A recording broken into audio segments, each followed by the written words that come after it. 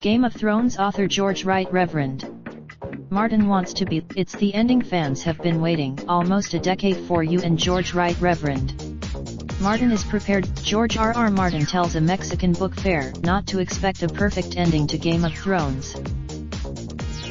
George R.R. Martin is preparing to go to extreme lengths. Picture Amy Suss. It's the ending fans of the Game of Thrones book series have been waiting almost a decade for. You and George R.R. Martin now is prepared to go extreme lengths to finish it. The author is still to write the last 2 books in the A Song of Ice and Fire series, with the latest installment, A Dance with Dragons, coming out in 2011.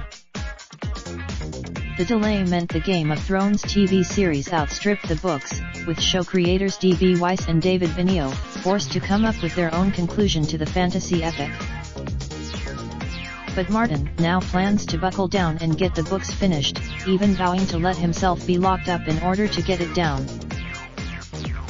George R.R. Reverend Martin. After so he could finish his books in peace, the author responded with an offer of his own.